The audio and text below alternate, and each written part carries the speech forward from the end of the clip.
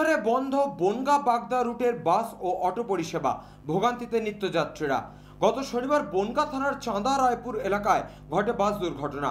ঘটনায় আহত হয় 30 জন ও মৃত্যু হয় বাস চালকের।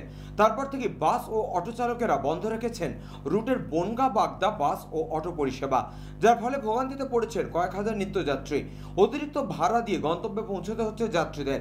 এক যাত্রী বলেন, কলকাতা থেকে এসেছি, বাড়িতে মা অসুস্থ, কিন্তু কিভাবে বাড়ি যাব বুঝে উঠতে পারছি না। এখন অতিরিক্ত ভাড়া দিয়ে বাড়ি ফিরতে হবে। অন্যদিকে বাস চালকদের কথায় গত শনিবার আমাদেরই এক বাস চালকের দুর্ঘটনায় মৃত্যু হয়েছে। বনগাঁ বাগদা সড়কের যা বেহাল দশা, তাতে করে আমাদেরও বাস চালাতে ভয় লাগে। প্রশাসনের কাছে দাবি, রাস্তা যেন দ্রুত সংস্কার করা হয়। বাস চালকদের কথায় সম্মতি জানিয়ে কয়েকজন যাত্রী জানিয়েছেন, রাস্তার এতটা খারাপ অবস্থা যার ফলে নিত্যদিন দুর্ঘটনা লেগেই থাকে। দুদিন আগে যে বাস দুর্ঘটনা ঘটেছে তার জন্য আজকে বাস অটো চলছে না। রাস্তা সংস্কারের দাবি জানিয়েছেন সকলেই। শান্তনু বিশ্বাসের রিপোর্ট, চ্যানেল 24/7। দীর্ঘদিন এই রুটে বাস যাত্রী পরিষেবা দিয়ে আসছি। আমরা বর্তমানে নাইট ড্রাইভার। আগের দিন যে দুর্ঘটনা হয়েছে, গাড়িটা গর্তে পড়ে, ওভার স্পিডিংও ছিল না, গাড়িটা মেনপাতি ভেঙে যেয়ে গাড়িটা টেনে নিয়ে আমাদের ড্রাইভার মারা গেছে। দীর্ঘ 1.5 ঘন্টা 2 ঘন্টা ওখানে আটকে ছিল। পরবর্তী প্রশাসন গিয়ে এবং ক্রেন যেয়ে তাকে উদ্ধার করে আমরা হসপিটালে ভর্তি করি। হসপিটালতে রেফার লেখার সময় কলকাতা যেতে যেতে মারা যায়। এবার আমাদের বর্তমানে শ্রমিকের যত নেতা আছে, আমরা ওপারে গিয়েছিলাম। এখন স্মারকলিপি জমা দিয়েছে এসডিও কোর্টে। এখন দিয়ে আমাদের যে বিশ্বজিৎ দাস জেলা সভাপতি আছে এবং নান্দু ঘোষ, তারা আশ্বাস দিল যে পরীক্ষা চলছে, নিত্যযাত্রীদের ভোগান্তি হচ্ছে।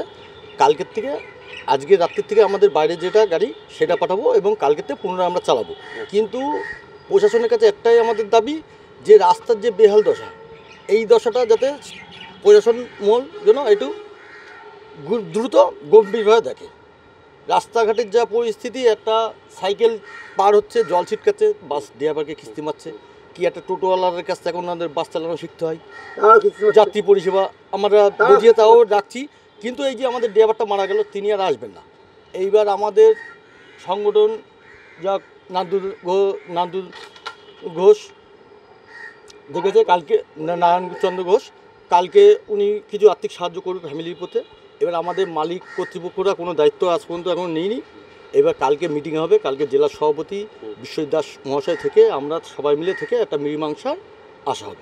কালকে থেকে পুনরায় বাস চলবে। আজকে রাত্রির থেকে বাস চলে আসা সম্ভাবনা আছে। ঠিক ঠিক, কিন্তু নাহলে কাল করবে। কি নাম আপনার? প্রসেনজিৎ বিশ্বাস। আপনি বাস ড্রাইভার। দুদিন ধরে 92 বাসটা বন্ধ, যাত্রীরা ভোগান্তি হচ্ছে। আমরাও চাই যে মানুষের সুরাহা হোক, কারণ বনগাঁ বাগদা একমাত্র বাগদা বা বৈরা একমাত্র যে যাতায়াতের ব্যবস্থা শুধু বাস পরিষেবার মধ্যেই নির্ভরশীল। কিন্তু গত শনিবারে আমরা দেখতে পেলাম রাস্তার অত্যন্ত বেহাল দশার জন্যে, যার জন্যে একটা মর্মান্তিক দুর্ঘটনা ঘটেছে। প্রচুর মানুষ আহত হয়েছে। আমাদের 92 বাস ইউনিয়নের একজনা শ্রমিক সে নিহত হয়েছে। সেই সঙ্গে সঙ্গে আমাদের বাস মালিকে, যার বাসটা অ্যাক্সিডেন্ট হয়েছে, মাননীয় তুষার মণ্ডলের বাসটা খুবই ক্ষতিগ্রস্ত হয়েছে। অনেকেই হয়তো ভাবছে যে ইন্স্যুরেন্স ক্লেম, কিন্তু এত টাকা কখনো ইন্স্যুরেন্স পাওয়া যায় না, এটা আমরাও জানি। এবং যার জন্যে আমাদের বাস মালিকও ক্ষতিগ্রস্ত হয়েছে। কি তারপরেও আমরা এত হওয়ার পরেও সেই শ্রমিকের পরিবারের প্রতি সমবেদনা এবং শ্রমিকের পরিবারের পাশে দাঁড়ায়, যাতে ইন্স্যুরেন্সটা তাড়াতাড়ি করে পায় শ্রমিকদের পক্ষ থেকে, তার ব্যবস্থা করা হচ্ছে। কিন্তু কয়েকজনা আমরা দেখছি শ্রমিক সংগঠনের নাম করে কতিপয় ওই মালিকের কাছে অবৈধভাবে টাকা তারা ডিমান্ড করছিল। আমাদের মালিক সেই শ্রমিকের পরিবারের হাতে কিছু পয়সাও তাদের দিয়েছে। এবং শুধু বাস পরিষেবা না, সেই সঙ্গে সঙ্গে অটো পরিষেবাও বন্ধ আছে এই রাস্তার কারণে। আমরা আমাদের যারা দায়িত্বে আছেন, জেলা পরিষদ সভাপতির কাছে অনুরোধ রাখবো, অতি সত্বর দ্রুততার সঙ্গে এই রাস্তাটা সংস্কার করে যাতে বনগাঁর বৈরার যে বাগদা অঞ্চলে মানুষের যাতায়াত ব্যবস্থা, সুবন্দোবস্ত করা যায়। বাস আবার যাতে পুনরায় চলতে পারে তার ব্যবস্থা করে। আর শ্রমিকদের কাছে অনুরোধ রাখবো, গাড়ি বন্ধ করে অযথা অযথা সাধারণ বাগদা এবং বয়রা যার সমস্ত দত্তফুলিয়াবাসী আছে তাদেরকে হয়রানি না করে যত সম্ভব তাড়াতাড়ি বাস চালানোর ব্যবস্থা করার জন্য, সহযোগিতা করার জন্য।